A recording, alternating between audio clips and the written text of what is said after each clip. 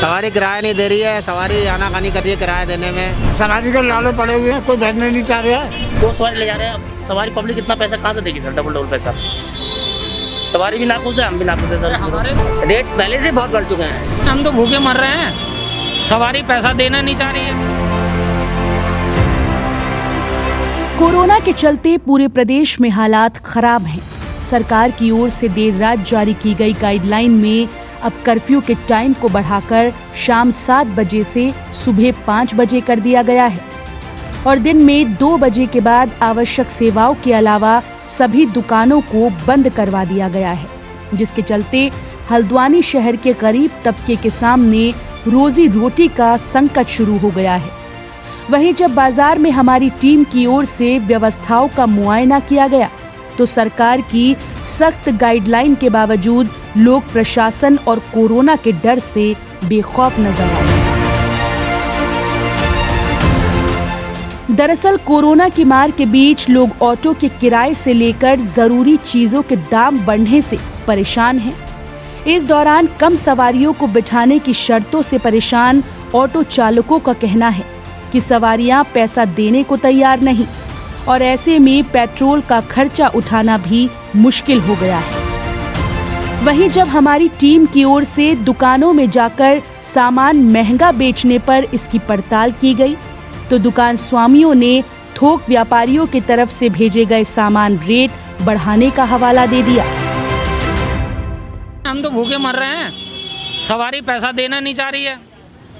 अब प्रशासन ने 2 सवारी कह रही की हैं, बड़ी मुश्किल से 2 सवारी बैठ रही हैं, उसके बाद पैसा देने में आनाकानी कर रही है, सवारी चले जा रही है। अब हम तो खाली बैठे हुए हैं। सुबह जैसे शाम के 7 बजे से सुबह 5 बजे तक कर्फ्यू लगाने की बात कही गई है, तो उस पर कारोबार पे कितना असर पड़ेगा?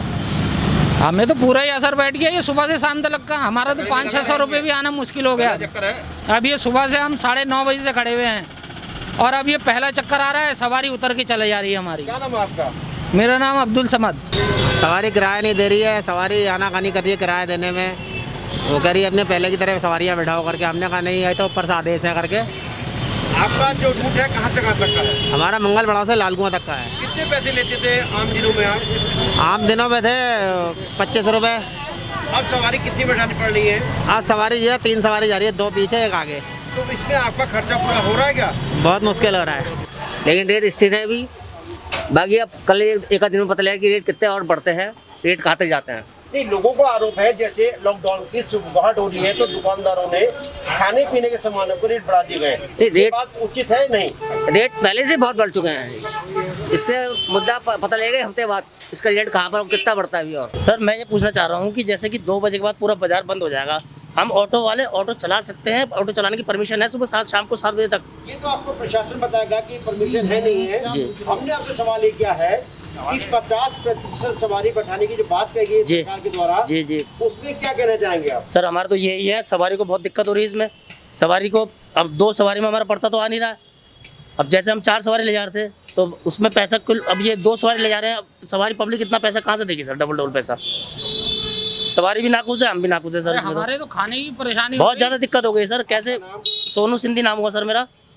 और मैं कहने का मतलब ये है कि किराए की गाड़ी चलाते हैं, क्या मालिक को किराया दें, क्या उसमें पेट्रोल डालें, क्या हम घर ले जाएं सर? सवारी के लाले पड़े हुए हैं, कोई बैठने नहीं चाह रहा है।